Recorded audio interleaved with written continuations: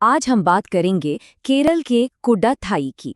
एक ऐसे परिवार की जो बाहर से तो बहुत सम्मानित और मिलनसार लगता था, लेकिन अंदर अंदर एक बहुत ही भयानक राज छिपा था। ये कहानी है एक ऐसे हत्याकांड की जो एक आदर्श परिवार के नकाब के पीछे पूरे 14 साल तक चलता रहा। जरा सोचिए, कैसा हो अगर मौत का फरिश्ता कोई बाहर वाला नहीं बल्कि आपका अपना कोई करीबी हो, जो आपके साथ रहता हो, आपके साथ खाना खाता हो। सुनने में अजीब लगता है ना, पर यही इस कहानी की डरावनी सच्चाई है। 6 ये सिर्फ एक नंबर नहीं है, ये वो 6 लोग हैं, एक ही परिवार के, जो एक ही छत के नीचे एक एक करके बड़े ही अजीब हालात में मारे गए। और 14-14 साल, सोचिए, एक दशक से भी ज्यादा का वक्त, इतने लंबे अरसे तक ये मौतें होती रहीं और किसी को कानों कान खबर तक नहीं हुई। ये एक बहुत ही सोची समझी, ठंडे दिमाग से रची गई साजिश थी, जो सबके सामने हो रही थी पर किसी को दिखाई नहीं दी। इन सारी दुखद घटनाओं में एक चीज कॉमन थी, एक इंसान, एक ऐसा इंसान जो हर मौत के वक्त वहां मौजूद था और वही इस पूरे रहस्य के केंद्र में था। तो हुआ ये कि शुरू में किसी ने इसे मर्डर समझा ही नहीं। सबको लगा कि ये तो परिवार पर कोई श्राप है, एक ऐसा श्राप जो पोन्नामट्टम परिवार पर कहर बनकर टूटा था। जरा इस टाइमलाइन पर नजर डालिए, मौतों के बीच का गैप देखिए। पहली मौत 2002 में, फिर सीधे 2008 में, फिर 2011। मतलब ये किसी जल्दबाज का काम तो बिल्कुल नहीं था। ये एक ऐसे कातिल की कहानी है जिसमें गजब का सब्र था, जो सालों तक अपने अगले शिकार के लिए सही मौके का इंतजार करता रहा। और देखिए, हर मौत की वजह भी ऐसी बताई गई जिस पर कोई शक ही ना करे। किसी को हार्ट अटैक आ गया तो किसी का खाना खाते हुए दम घुट गया। मतलब अगर आप हर मौत को अलग अलग देखें तो सब कुछ बिल्कुल नॉर्मल लगता था। और शायद इसीलिए ये भयानक पैटर्न एक दशक से भी ज्यादा समय तक किसी की पकड़ में नहीं आया। तो सवाल ये है कि इन सब के बीच में कौन था, वो एक कॉमन लिंक कौन था? नाम है जॉली जोसेफ, परिवार की सबसे इज्जतदार बहू, वही बहू जो हर मौत के वक्त वहीं मौजूद थी। अब जरा जॉली की असलियत देखिए। एक तरफ वो चेहरा जो दुनिया को दिखता था, एक इज्जतदार जॉली टीचर, चर्च जाने वाली, परिवार को प्यार करने वाली एक आदर्श महिला। और दूसरी तरफ उसकी हकीकत, एक कॉलेज ड्रॉप आउट, एक नंबर की जालसाज और एक ऐसी झूठी जिसने पूरे 14 साल तक एक नामी यूनिवर्सिटी में लेक्चरर होने का ढोंग रचा। तो फिर वही सवाल, आखिर क्यों? कोई ऐसा क्यों करेगा? जब इन्वेस्टिगेटर्स ने इस क्यों को खंगाला तो उन्हें 3 बहुत ही खौफनाक वजह मिली। पहली, लालच, परिवार की प्रॉपर्टी हड़पने का लालच। दूसरी, हवस, अपने पति को रास्ते से हटाकर उसके कजिन से शादी करने की चाहत। और तीसरी, कंट्रोल, अपने झूठ को बचाने के लिए किसी को भी चुप करा देने की जिद।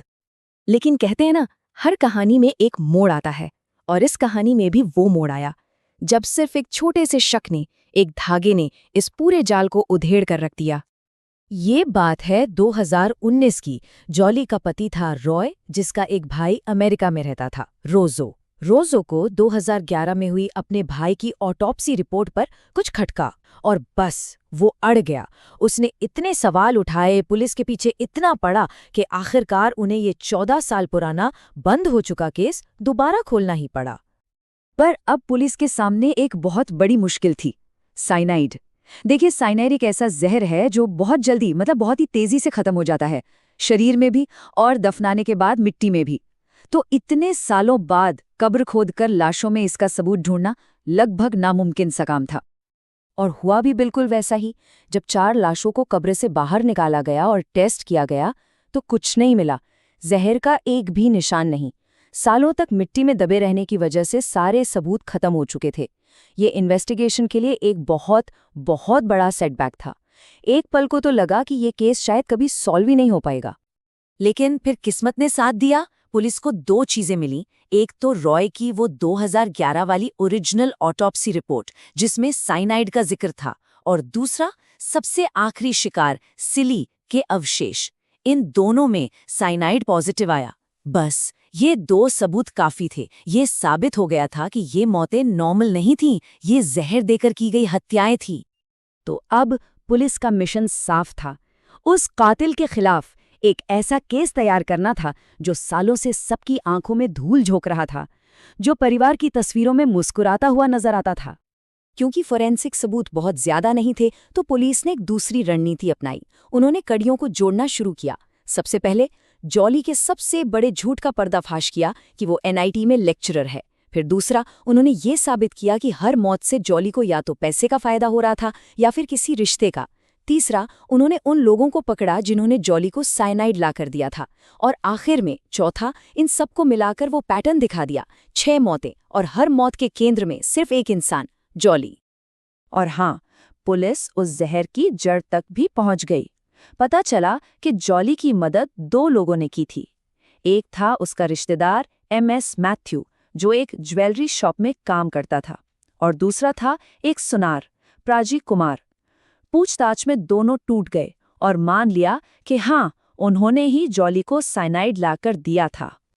और आखिरकार वो दिन आया, 5 अक्टूबर 2019। जॉली जोसेफ को गिरफ्तार कर लिया गया और उसने अपना जुर्म कबूल कर लिया। 1 नहीं, 2 नहीं, पूरे 6 कत्ल। इसी के साथ 14 साल से चल रहे इस खूनी खेल का पर्दाफाश हो गया। तो आज इस केस का क्या स्टेटस है? देखिए, अगस्त 2024 की जानकारी के हिसाब से रॉय थॉमस वाले मर्डर केस का ट्रायल अभी चल रहा है। 124 गवाहों के बयान हो चुके हैं। बाकी के जो मर्डर केस हैं वो अभी पेंडिंग हैं। मतलब इंसाफ का पहिया घूम तो रहा है, लेकिन धीरे धीरे। कुड़थाई का ये मामला हमें एक बहुत ही डरावनी बात सिखाता है कि कभी-कभी सबसे बड़े राक्षस सबसे आम चेहरों के पीछे छिपे होते हैं। और ये एक सवाल भी छोड़ जाता है कि क्या हम सच में उन लोगों को जानते हैं जो हमारे सबसे करीब हैं, जो हमारे साथ रहते हैं?